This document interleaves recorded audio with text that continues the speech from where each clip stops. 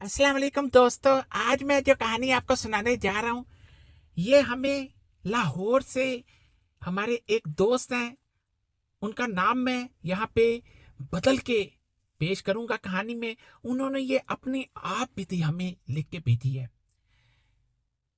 नुमान कहते हैं कि मैं एक गोरकन का बेटा हूँ। मैट्रिक मैंने लाहौर के सेंट्रल मॉडल स्कूल से किया। उसके बाद मैं अपने वालिद का साथ देने लगा। अपने वालिद का मैंने कब्रिस्तान में जब भी कोई मुर्दा लाया जाता तो मैं दफनाने में वालिद साहब की मदद करता। इसी तरह दिन गुजरते रहे। कब्रिस्तान में तमाम अहाते जो हैं ये बांटे गए होते हैं। मेरे वालिद साहब के हिस्से में जो अहाता था वहां पे चंद बहुत कदीमी कब्रें थी।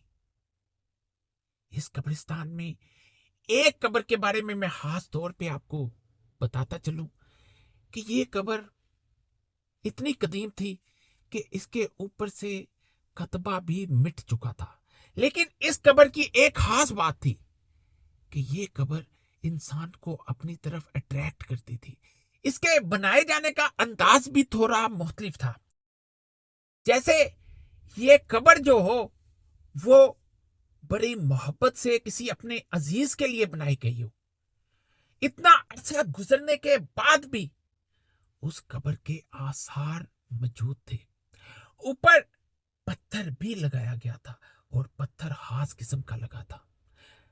वक्त के साथ साथ मैंने कब्रिस्तान में यही देखा कि कब्रें जैसे जैसे वक्त गुजरता जाता है तो कब्रों की हालत भी बिगड़ती जाती है। लेकिन ये कब्र, इसकी कुछ हालत तो बिगड़ चुकी थी लेकिन अभी तक कायम दायम थी। मैं जब भी कब्रिस्तान अपने वालिद के साथ काम में मसरूफ होता तो मेरा ध्यान इस कब्र की तरफ चला जाता। एक दिन मैंने अपने वालिद साहब से इस कब्र के बारे में पूछा कि अब्बू ये कब्र किसकी है। तो वालिद साहब ने बताया कि ये कब्र मेरे दादा से पहले की यहाँ मौजूद है और जिसका रिकॉर्ड भी इंतजामिया जो है कब्रिस्तान की उसके पास नहीं है। यानी मेरे जो है वो परदादा और मेरे वालिद के दादा से पहले की ये कब्र यहाँ मौजूद थी। मेरे वालिद साहब ने मजीद इस कब्र के बारे में मुझे बताया कि इस कब्र की एक मैं आओ तुम्हें एक अजीब कहानी सुनाता हूँ। मेरे दादा हमें बताया करते थे कि जब यहाँ मैं कब्रिस्तान में पहली दफा अपने जो उस्ताद थे जो यहाँ तमाम उस वक्त में इस कब्रिस्तान की देखभाल करते थे, मैं उनके पास काम के लिए आया तो उन्होंने मुझे कब्रिस्तान की देखभाल में उनका हाथ बिठाने के लिए साथ रख लिया। कुछ दिनों में जब मैं उनसे काम सीख गया तो उनकी तबीयत खराब रहनी शुरू हो गई। एक दफा वो कब्रिस्तान ना आए तो रात के वक्त एक औरत का जनाजा आना था। मौसम ठीक नहीं था। मैं जनाजे का इंतजार करने लगा कि जनाजा आएगा तो मैं दफना के फिर घर जाऊंगा। मैं अभी इंतजार कर रहा था कि इसी असना में बारिश शुरू हो गई। आहिस्ता आहिस्ता बारिश तेज होने लगी। आमतौर पे आपने देखा होगा कि कब्रिस्तानों में जो गोरकन होते हैं उन्होंने हुजरे बनाए होते हैं। आपने हमने भी अपना एक हुजरा तैयार किया हुआ था, मिट्टी का हुजरा था। मैं अपने हुजरे में चला गया और उस जनाजे का इंतजार करने लगा। मैंने अंदर से दरवाजा बंद कर रखा था क्योंकि बारिश तेज थी और उसका रुख इस हुजरे के दरवाजे की तरफ था तो सारा पानी हुजरे के अंदर आ रहा था।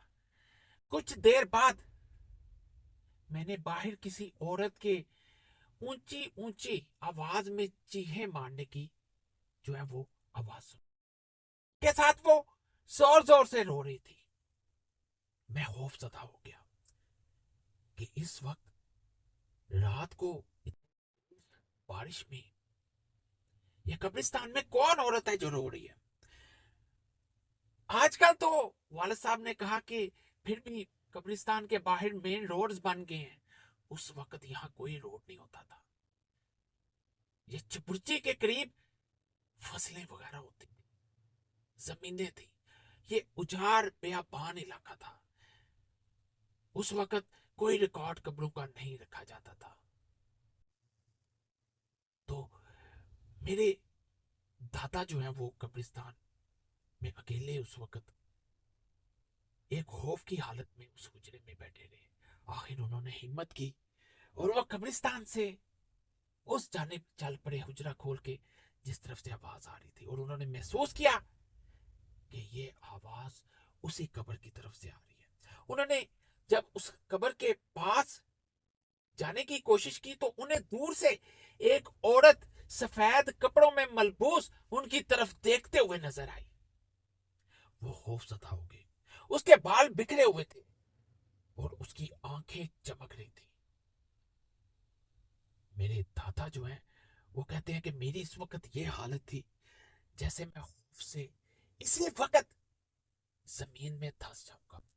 میرا ایک ایک قدم اس حد تک وزنی اور بھاری ہو چکا تھا کہ میں قدم اٹھانے کی کوشش کرتا لیکن قدم نہ اٹھ پاتا۔ اللہ کا لاکھ لاکھ شکر کہ میں نے آیت الکرسی پڑھنا شروع کی، جو جو دعائیں آتی تھی پڑھنا شروع کی، اور مجھ میں کچھ ہمت آئی۔ وہ عورت میری طرف چلنا شروع ہو چکی تھی۔ میں نے دوڑ لگا، قبرستان سے باہر جانے لگا۔ بارش رک گئی، بالکل ہلکی ہو گئی۔ میں قبرستان سے باہر آ گیا۔ ابھی میں گھر کی طرف دوڑا تھا تو میں نے پیچھے مڑ کے دیکھا، وہ عورت قبرستان کے دروازے تک کے وہاں کھڑی تھی، اور اس وقت قبرستان میں اور اس کے ارد گرد کوئی انسان نہ تھا۔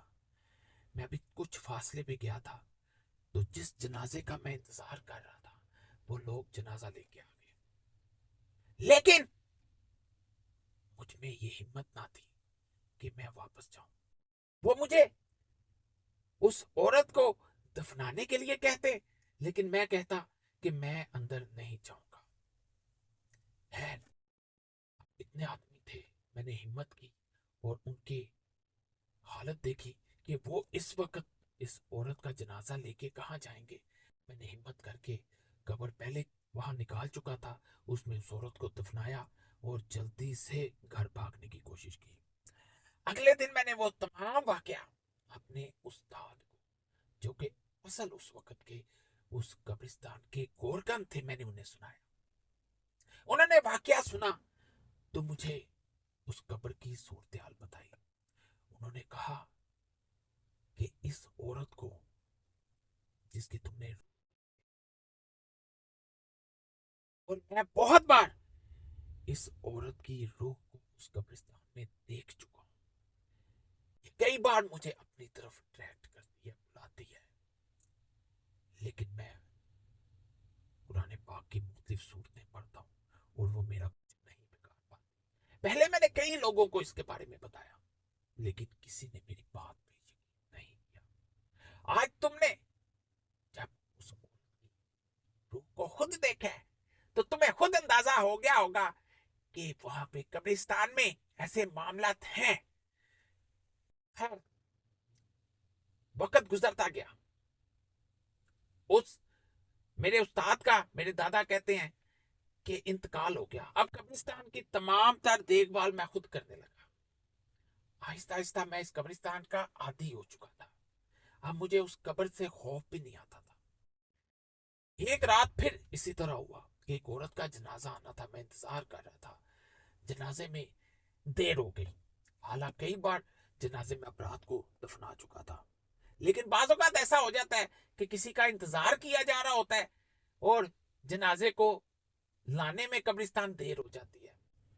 پھر اب جب جیسے جیسے وقت گزرتا جاتا مجھے اس قبر کا خیال آنا شروع ہو گیا، ویسے ویسے مجھے اس کا خیال آتا جاتا۔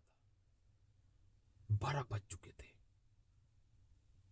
ان وقتوں میں آج کل تو گاڑیوں پہ جنازہ لایا جاتا ہے، اس وقت دور سے بھی جنازہ پیدل لایا جاتا تھا۔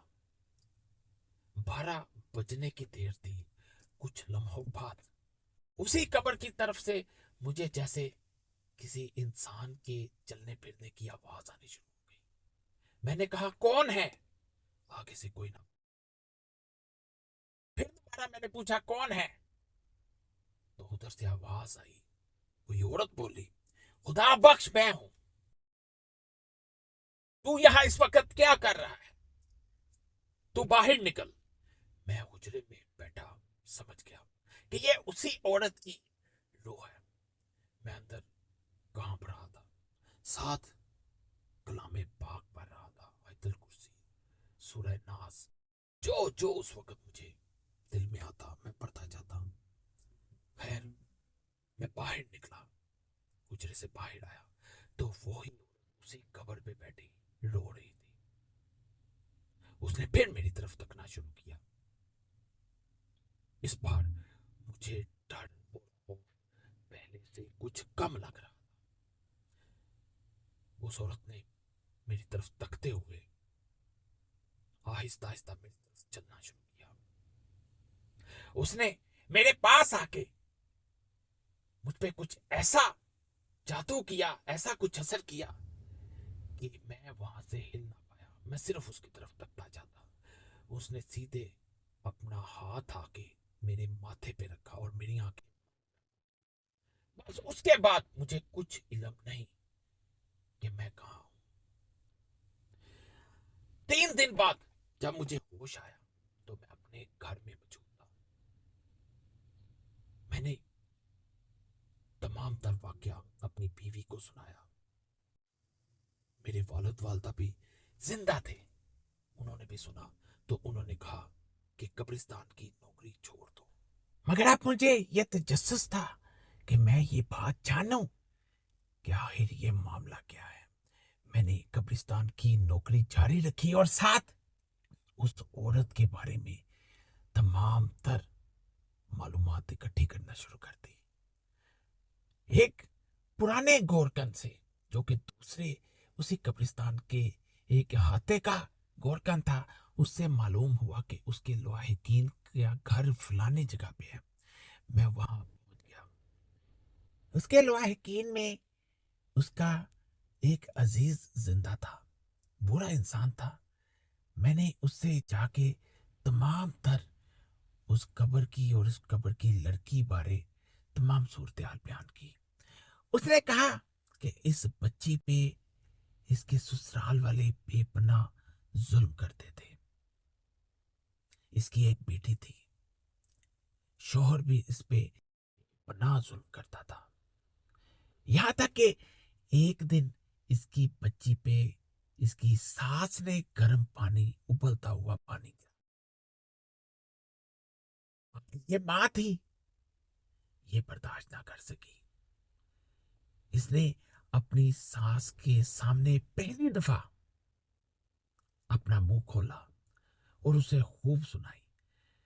ये बात इसके शोहर को बर्दाश्त ना हुई और इसने उसे जो है वो सीधा किचन में लेके गया और इस पे उबलता हुआ मजीद पानी गिरा दिया। एक तो इस पे पानी गिराया गया, ऊपर से वो तशद्दुद करता रहा और इसकी मौत वाक़या हो गई।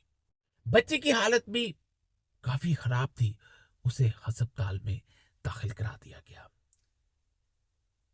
इसकी जैसे ही मौत हुई, इस लड़की को मियानी साहब कब्रिस्तान में दफन कर दिया गया और तकरीबन 3 दिन बाद उस बच्ची की भी डेथ वाक़या हो गई। ये इतने जालिम लोग थे, इन्होंने उस बच्ची को उस माँ के कब्रिस्तान के अहाते में दफन ना होने दिया, बल्कि अपने घर के पास एक कब्रिस्तान में दफन कर दिया कि ये मर के भी एक ना हो सके। तो हो सकता है कि ये बच्ची, ये लड़की जो उस कब्रिस्तान में, मियानी साहब कब्रिस्तान में दफन है, जिसकी रूह भटक रही है, वो अपनी बच्ची के लिए भटक रही हो। मैंने तमाम तार वाकया सुना और वापस कब्रिस्तान आ गया। अगले दिन दोबारा मैं उस बूढ़े के पास गया, उस लड़की के अजीज के पास। उससे जाके मैंने उस बच्ची की कब्र बारे मालूम किया। कब्र का उसने मुझे पता बताया, बल्कि वो बूढ़ा मेरे साथ गया। अब ये अंग्रेज का दौर था,